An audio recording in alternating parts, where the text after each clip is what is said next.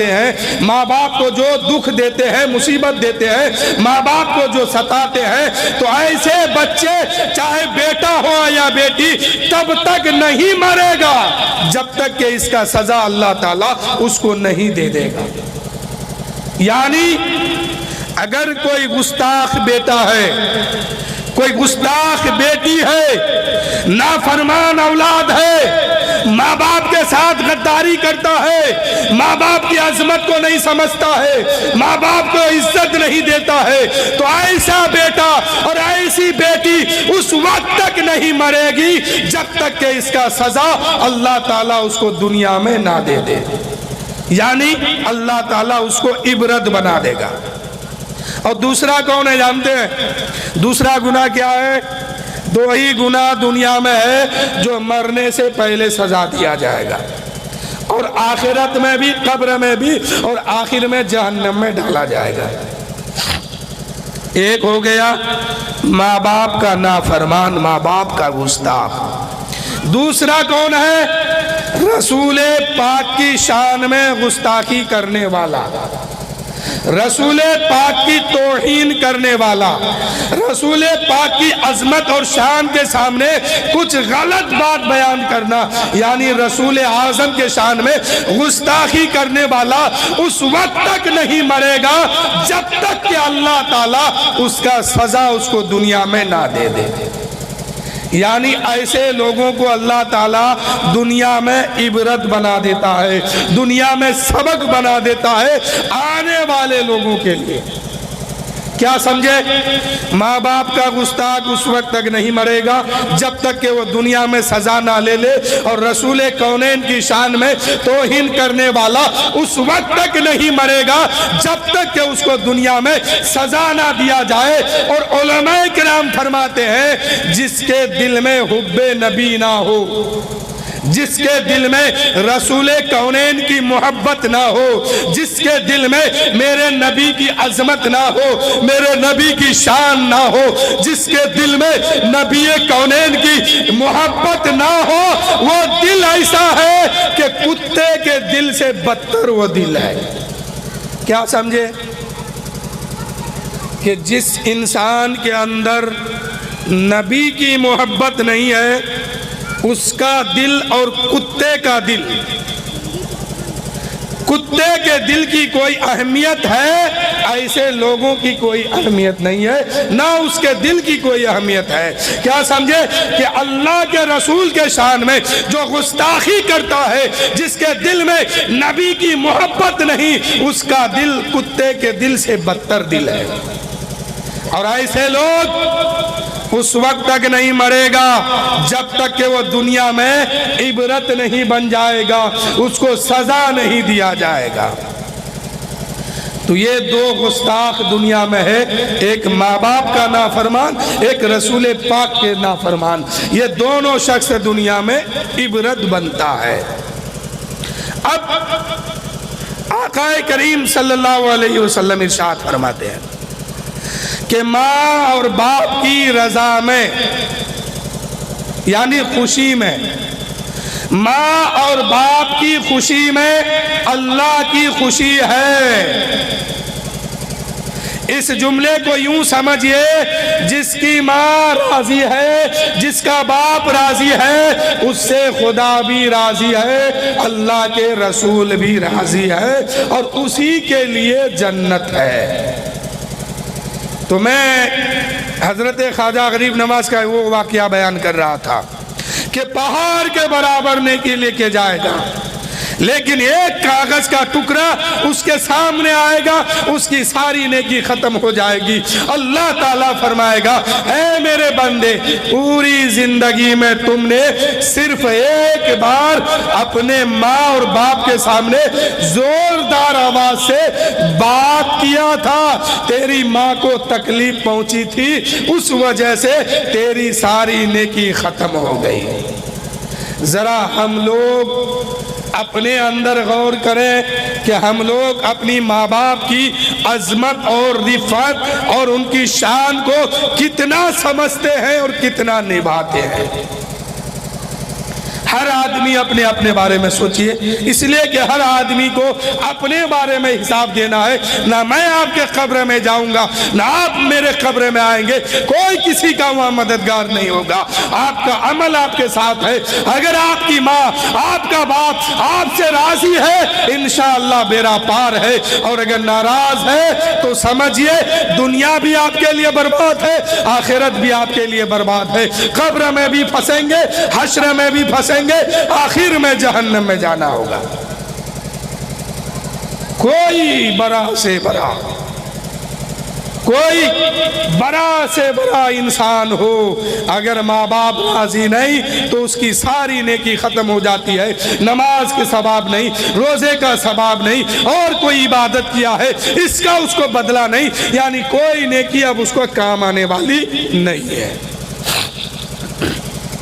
شاعر کہتے ہیں ماں باپ کی خدمت میں جنت کی ضمانت ہے، تم ان کو خفا کر کے جنت نہ گوا دینا، تم ان کو خفا کر کے جنت نہ گوا دینا، جس پیٹ پہ پتھر ہو بھولو نہ سبب اس کا، بھوکا ہو پڑوسی تو چپکے سے کھلا دینا۔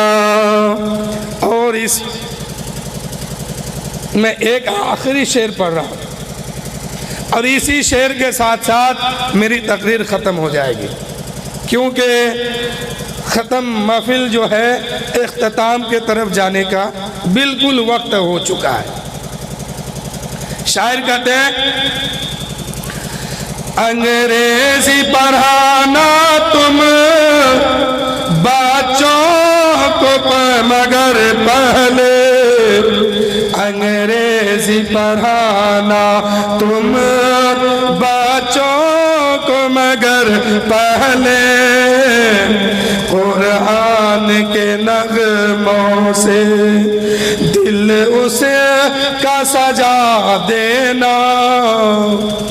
اپنے بچوں کو کوئی بھی تعلیم دیجئے، منع نہیں ہے، لیکن سب سے پہلے جو ہے اس کو تعلیم دین کی دیجئے، تاکہ آپ کا بیٹا، آپ کی بیٹی نماز پڑھنا سیکھ جائے، روزہ رکھنا سیکھ جائے، اور کوئی عبادت ہو وہ بھی سیکھ جائے۔ لیکن آج ہوتا کیا ہے کہ سب سے پہلے ہم دنیا کی تعلیم دینا شروع کر دیتے ہیں۔ اب دنیا کی تعلیم میں ہوتا کیا ہے کہ دنیا کی تعلیم میں ہوتا کیا ہے، بچہ پہلے دن جاتا ہے ماسٹر کے سامنے بیٹھتا ہے، اب اس کو پڑھاتا ہے اے فور ایپل۔ اب بچہ سوچتا ہے ہم پڑھیں گے کیا، پہلے سیب کھا لیتے ہیں۔ اتنا ہی ابھی پڑھا تھا کہ ماسٹر نے کہا اب پڑھو یہ ہاتھی ہے، ہاتھی کے طرف گیا۔ اب بچے کی ذہن الجھ گیا۔ تب تک پڑھانے والوں نے کہا پر یہ بندر ہے، اب جو ہے وہ الجھ گیا۔ تب تک وہ کہتا ہے یہ امرود ہے، بچہ کہتا ہے ماسٹر صاحب ہم امرود کھائیں کہ شیر سے کھیلیں، کیا کریں؟ بچہ الجھ گیا۔ اگر اسی بچے کو پہلے آپ دین کی تعلیم دیں گے، مکتب یا مدرسے میں پہنچے گا، اس کو پڑھایا جائے گا بسم اللہ الرحمن الرحیم، بچہ سمجھ جائے گا۔ جب ان کو کہا جائے گا پر بسم اللہ، وہ سمجھ جائے گا کہ مجھے اس دنیا میں بھیجنے والا کوئی نہ کوئی ہے، کوئی نہ کوئی ہے۔ تب تک اس کو کہا جاتا ہے پر الرحمن، وہ سمجھ جاتا ہے کہ مجھے اس دنیا پر بھیجنے کے بعد مجھ پر رحم کرنے والا کوئی نہ کوئی ہے جو ہمیں مصیبت سے بچائے گا، تب تک اسے کہا جاتا ہے پر رحیم۔ وہ بچہ سمجھ جاتا ہے جس نے مجھے دنیا میں بھیجا ہے وہ مجھے بچائے گا، مجھ پر رحم بھی کرے گا، مجھ پر کرم بھی کرے گا۔ وہ بچہ سمجھ جاتا ہے کہ جو مجھے دنیا میں بھیجا ہے وہ ہر جگہ میری مدد کرے گا، وہ مجھے کھانے بھی دے گا، وہ مجھے رہنے کے لیے بھی دے گا، وہ مجھے مصیبت سے بھی بچائے گا۔ اب وہ بچہ کہتا ہے اے لوگوں سنو، میں سمجھ گیا ہوں کہ جس نے مجھے بھیجا ہے اس کا نام خدا ہے، اس کا نام رحمان ہے، اس کا نام رحیم ہے، وہی تمام جہانوں کو پالنے والا پروردگار ہے۔ وہ ایک اکیلی ذات ہے جس کا نام خدا وحدہ لا شریک ہے، اس کے برابر کوئی نہیں ہے، وہ اکیلا بادشاہ ہے، وہی مجھے ہر جگہ کام آئے گا۔ اے میرے دوستو، جب بچہ بسم اللہ الرحمن الرحیم پڑھتا ہے وہ سمجھ جاتا ہے کہ اللہ تعالیٰ نے مجھے اس دنیا میں بھیجا ہے، پھر وہ جو ہے ہماری رہبری بھی کرے گا، ہماری رہنمائی بھی کرے گا، ہمیں مصیبت سے بھی بچائے گا، ہمیں آزمائے گا، ہم پر رحم بھی کرے گا۔ اللہ تعالیٰ جو ہے ایک اکیلا بادشاہ ہے، اس کے سامنے کوئی نہیں ہے، اس کے سامنے سب فقیر ہے، وہی سب سے بڑا بادشاہ ہے۔ اب فائدہ کیا ہوگا؟ بچے کو اگر سب سے پہلے دین کی تعلیم دیں گے تو فائدہ کیا ہوگا جانتے ہیں؟ مثال کے طور پر آپ اگر ناپاک ہو گئے تو پاک ہونے کے لیے شریعت نے کچھ باتیں آپ کے سامنے رکھی ہے۔ وہ بات کیا ہے کہ پہلے غسل کی فرائض کو ادا کیجئے۔ اب جب تک ادا نہیں کریں گے تب تک غسل نہیں، جب تک غسل نہیں تب تک طہارت نہیں، اور جب تک طہارت نہیں تب تک وضو نہیں، اور جب وضو نہیں تو آپ نماز بھی آپ کی نہیں اور روزہ بھی آپ کے لیے نہیں، کوئی عبادت آپ کی قابل قبول نہیں ہے۔ تو قابل قبول عبادت کب ہوتی ہے؟ جب آپ پاک صاف رہیں گے۔ اب پاک صاف ہونے کے لیے اب انسان ہے نا تو انسان ناپاک ہوتا ہے، انسان ناپاک ہوتا ہے، اب اسے پاکی حاصل کرنا ہے۔ جب تک یہ تین فرائض کو ادا نہیں کرے گا تب تک وہ پاک نہیں ہوگا۔ اب میرے دوستو، اب ایک انسان ہے غسل کی فرائض کو وہ ادا نہیں کرتا ہے، یعنی غسل کی فرائض کیا ہے وہ نہیں جانتا ہے، اور 50 سال سے وہ نماز پڑھتا ہے، تو یہ انسان اپنے من میں 50 سال کی نمازی تو ہو سکتا ہے لیکن شریعت کی نظر میں وہ ایک ٹائم کا بھی نمازی نہیں ہے۔ شریعت کی نظر میں ایک وقت کا بھی وہ نمازی نہیں ہے۔ اگر انسان 20 سال سے نماز پڑھتا ہے، غسل کی فرائض معلوم نہیں، طہارت کیسے حاصل کرے معلوم نہیں، پاکی کیسے حاصل کرے معلوم نہیں، تو وہ انسان ناپاک ہے، اور ناپاکی کی حالت میں وہ 20 سال سے نماز پڑھتا ہے۔ 20 سال کی نمازی وہ اپنے من میں تو ہو سکتا ہے لیکن شریعت کی نظر میں وہ ایک وقت کا بھی نمازی نہیں ہے۔ تو آپ لوگ جانتے ہیں غسل کی فرائض کیا ہے، طہارت کس کو کہتے ہیں؟ ایک جگہ نکاح پڑھانے گیا تھا، دولہا میاں سے کہا بھائی صاحب تیرے پاس طہارت ہے؟ اس بات کو آپ لوگ بھی سمجھئے، اردو لفظ ہے۔ ایک جگہ گیا، پوچھا کہ بھائی صاحب طہارت ہے تمہارے پاس؟ کہا کہ میرے ابا کے پاس ہے۔ اتنے میں باپ آیا، مالا لگا ہوا تھا پھولوں کا، ہار پہنا ہوا تھا، خوشی سے پھولیں نہ سما رہی تھی۔ میں نے پوچھا تیرے باپ آ گئے ہیں، پوچھو طہارت کہاں ہے؟ پوچھا ابا طہارت کہاں ہے؟ بولا وہ تو میں گھر میں چھوڑ کے آیا ہوں۔ وہ تو گھر کے اندر ہے۔ بتائیے آج ہماری قوم کو طہارت نہیں معلوم، پاکی نہیں معلوم، فرائض نہیں معلوم، کیسے ہم پاک ہوں گے یہ بھی پتہ نہیں ہے۔ آپ لوگ جانتے ہیں کہ اگر ناپاک ہو جائے تو پاکی کیسے حاصل کیا جاتا ہے؟ کتنے لوگ جانتے ہیں؟ ذرا ہاتھ اٹھائیے تو۔ غسل کر کے پاک کیسے ہوئیے گا؟ انسان دا ہے، انسان ابھی پاک ہے ابھی ناپاک ہو جائے گا، اس کا کوئی گارنٹی نہیں ہے کب پاک ہے کب ناپاک ہے۔ تو آپ لوگ بھی ناپاک اور پاک ضرور ہوئے ہوں گے، دونوں مسئلہ لاگو ہے۔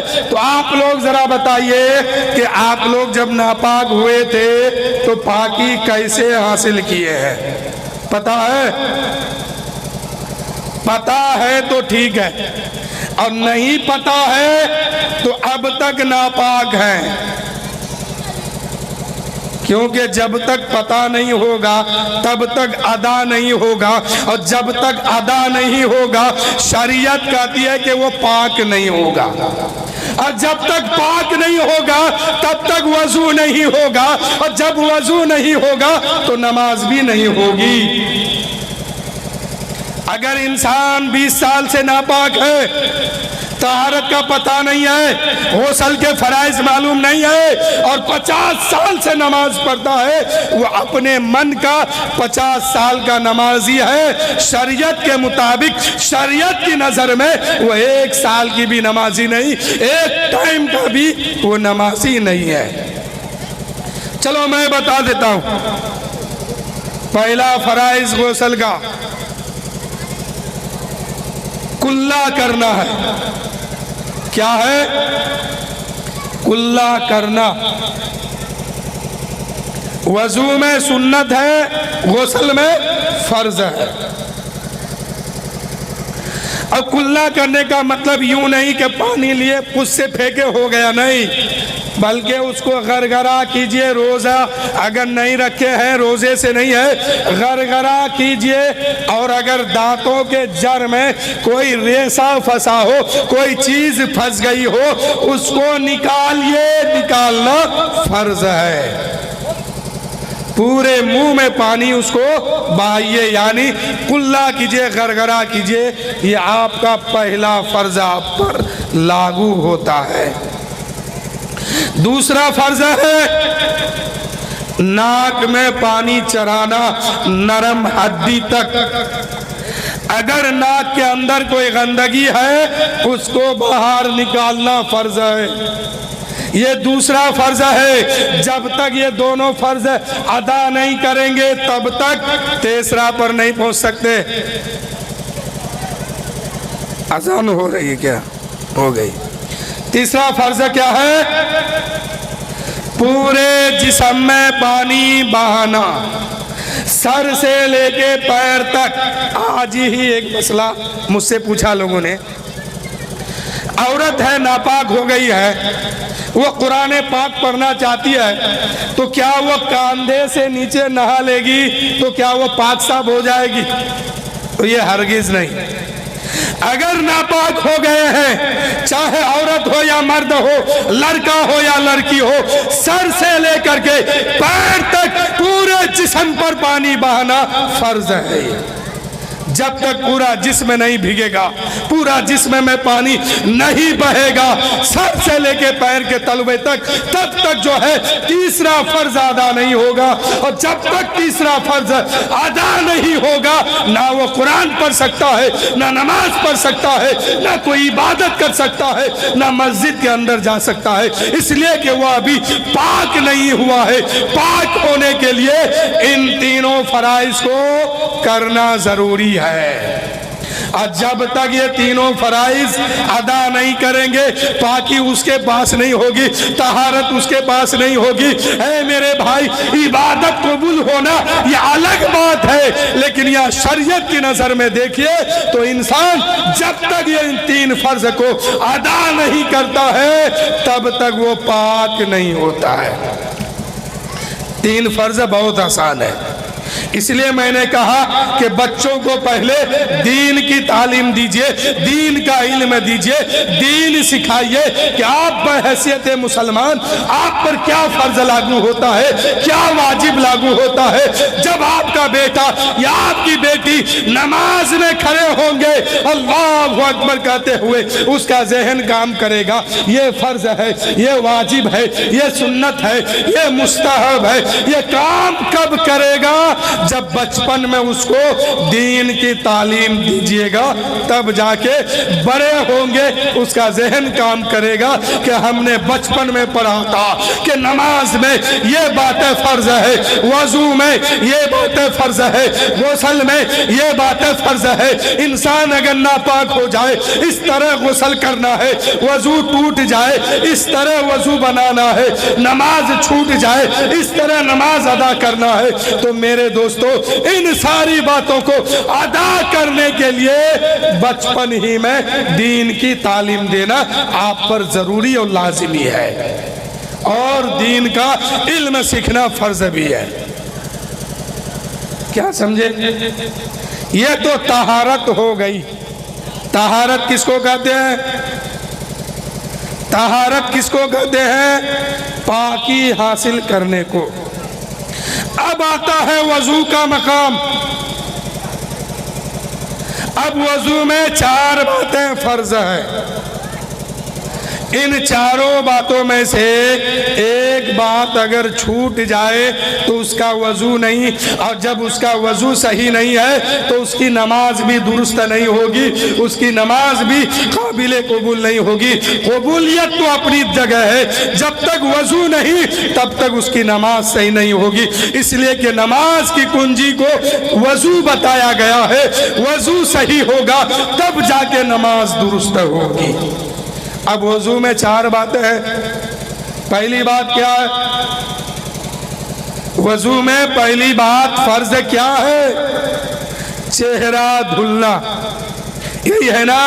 لیکن کچھ لوگ کیا کرتے ہیں، دوڑتے جاتے ہیں وضو خانے میں، تھوڑا سا پانی لیتے ہیں، فٹافٹ منہ میں مارتے ہیں، اس کے بعد ہاتھ دھلنا شروع کرتے ہیں۔ نہیں، سر بال جہاں سے اگتا ہے داڑھی کے آخری تک، اور اس کان کے لو سے اس کان کے لو تک، اس پورے چہرے پر پانی بہانا فرض ہے۔ اب ٹھنڈی کا موسم ہے، کچھ لوگ کیا کریں گے، پانی لیں گے، چہرے کا مسح کریں گے، منہ دھل لیں گے، اسی طرح اب دوسرے فرض کی طرف جاتے ہیں۔ نہیں میرے بھائی، پانی جو ہے جسم کے جس حصے پر وضو فرائض کہا گیا کہ چہرہ دھلنا فرض ہے، تو پورے چہرے پر چند قطرہ پانی بہانا فرض ہے۔ جب تک ان حصوں میں پانی نہیں بہے گا، پورا چہرہ نہیں بھیگے گا، پورا چہرہ تر نہیں ہوگا، تب تک یہ فرض ادا نہیں ہوگا۔ اور جب یہ فرض ادا نہیں ہوگا، وضو مکمل نہیں ہوگا، وضو درست نہیں ہوگا، اور وضو مکمل نہیں تو نماز بھی درست نہیں ہوگی۔ یہ پہلا فرض ہے۔ دوسرا فرض کیا ہے؟ کہنیوں سمیت ہاتھ دھلنا، یعنی یہاں سے لے کر یہاں تک پورے ہاتھ کو کہنوں سمیت پانی بہانا۔ لوگ کیا کرتے، تھوڑا سا پانی لیے، مل لیے، چل دیے۔ نہیں، اس جگہ پہ پانی بہانا فرض ہے۔ پورے اس ہاتھ کو جہاں تک وضو میں فرض ہے دھلنا، اس کو بھگانا، تر کرنا فرض ہے۔ اگر ایک بال برابر بھی سوکھا رہ جاتا ہے تو یہ فرض ادا نہیں ہوگا۔ اب جب یہ فرض ادا نہیں ہوگا تو نماز نہیں ہوگی، وضو بھی نہیں ہوگا۔ تو وضو کے لیے اس ہاتھ کو دھلنا فرض ہے۔ اب تیسرا فرض کیا ہے؟ چوتھائی سر کا مسح کرنا۔ یہ فرض ہے نماز وضو کے لیے۔ اس کے بعد چوتھا فرض 4 نمبر پر کس کی باری ہے؟ پیر دھلنا۔ یہ 4 باتیں وضو میں فرض ہے. اب یہ 4 بات کو جس نے کر لیا وضو مکمل ہو گیا. لیکن اس سے پہلے آپ کو کہ ہاتھ دھلنا ہے, کلا کرنا ہے, ناک میں پانی چرانا ہے. تو یہ باتیں جو ہے وضو میں سنت ہے, اور وضو میں اور بھی سنت ہے, جیسے مسواک کرنا, خلال کرنا, بسم اللہ شریف پڑھ کے وضو بنانا, یہ باتیں سنت ہے. ان کو بھی کیجئے, یہ بھی ضروری ہے. لیکن ان 4 فرض کو ادا کرنے کے بعد ہی انسان کا وضو مکمل ہوتا ہے. اب جب وضو مکمل ہو گیا, اب وہ بندہ آئے گا نماز کے طرف. اب نماز میں آیا تو نماز میں 7 باتیں فرض ہیں. ان 7 باتوں میں سے ایک بھی بات اگر چھوٹ گئی تو نماز نہیں ہوگی. اس لیے کہ فرض کو چھوڑنے سے سجدہ سو سے کام نہیں چلتا ہے. سجدہ سو کس کے لیے ہے؟ جو واجبات نماز میں سے کوئی بات بھول سے چھوٹ گئی, اس کو, اس کمی کو پوری کرنے کے لیے سجدہ سہو کیا جاتا ہے. لیکن اگر جان بوجھ کر کے کسی واجب کو اگر چھوڑیں گے تو وہاں بھی سجدہ سو سے اب کام نہیں چلے گا. پوری نماز خراب ہو گئی, پھر سے ادا کیجئے. لیکن اگر کوئی فرض چھوٹ جاتا ہے نماز کے اندر تو اب سجدہ سو کام نہیں آئے گا. اب دوبارہ نماز پڑھنا اس پر واجب ہو جاتا ہے. تو ان باتوں کو کب سیکھنے کا موقع ہے؟ بچپن میں. اگر کوئی بچپن میں نہیں سیکھے ہیں ابھی بھی وقت ہے, سیکھ لیجئے. ان باتوں کو صحیح طریقے سے ادا کریں گے تبھی جا کے نماز درست ہوگی, نماز قابل قبول ہوگی. اس لیے کہا گیا ہے کہ دین کے محفل میں بیٹھنے سے 1000 رکعت نفل نماز پڑھنے سے بہتر ہے. کیوں کہا گیا؟ یوں کہا گیا کہ آپ غسل کرنا نہیں جانتے تھے, وضو بنانا نہیں جانتے تھے, نماز پڑھنا نہیں جانتے تھے. دین کی محفل ہوئی, آپ یہاں آئے ہیں, نماز کے بارے میں بتایا گیا, وضو کے بارے میں بتایا گیا, غسل کے فرائض کے بارے میں بتایا گیا کہ پاکی کیسے حاصل ہوتی ہے, اس کے بارے میں بتایا گیا. آپ سیکھے ہیں, یہاں گھر جائیں گے, فرائض کو ادا کریں گے, غسل مکمل ہوگا, پاکی حاصل کریں گے, وضو کریں گے, فرض ادا کریں گے. اب نماز میں کھڑے ہوں گے تو مکمل نماز آپ کی درست ہوگی. اسی لیے کہا گیا کہ دین کی محفل میں 1000 رکعت نماز پڑھنے سے زیادہ بہتر ہے کہ کسی دین کی محفل میں بیٹھ کر کچھ سیکھیے, کچھ سمجھیے. تو میرے دوستو یہی چند بات تھی جو بہت ضروری ہے ہم سب کے لیے. قدم قدم پر یہ باتیں ہمیں سیکھنے اور سکھانے کا موقع ملنا چاہیے, اس لیے کہ ہر قدم پر ان باتوں کی ضرورت پڑتی ہے. ہر دن ان باتوں کی ضرورت پڑتی ہے, ہر دن جو ہے یہ باتیں ہمارے سامنے آتی ہے. تو میرے دوستو غسل اور پاکی اور وضو اور نماز ان کو بہترین انداز میں سیکھا کیجئے. یہ آپ کا عمل ہے, آپ کا عمل اگر صحیح ہوگا پھر آپ کی ہر عبادت قابل قبول ہوگی. عمل صحیح نہیں, جانکاری صحیح نہیں ہوگی تو آپ کی عبادت جو ہے بیکار ہو جائے گی. تو میرے دوستو جو باتیں ضروری ہے اس کو سیکھا کیجئے. نہیں جانتے ہیں کسی سے پوچھ کے سیکھیے, اس لیے کہ آپ پر جو فرض ہو گیا ہے وہ کبھی معاف ہونے والے نہیں ہے. تو بچوں کو میں بتا رہا تھا کہ سب سے پہلے دین کا علم دینا ضروری ہے, لازمی ہے. ورنہ اگر خالی دنیا کا علم دیجئے گا, دنیا کی تعلیم دیجئے گا تو تو یہی بچہ میدان محشر میں آپ کا گریبان پکڑے گا، خدا کے سامنے کہے گا اے مولا یہ میرا باپ تھا جو دنیا میں رہ کر کے مجھے دین نہیں سکھایا، مجھے نماز نہیں سکھایا، دین کی تعلیم نہیں دیا، اگر دین کی تعلیم دیتا تو میرا بھی عمل ٹھیک ٹھاک ہوتا۔ اس لیے میرے دوستو اگر آپ اپنے بچوں کو دین کی تعلیم دیتے ہیں تو یہاں بھی کامیاب ہے وہاں بھی کامیاب ہے، دونوں جہاں میں آپ کا بیڑا پار ہونے والا ہے۔ شاعر کہتے ہیں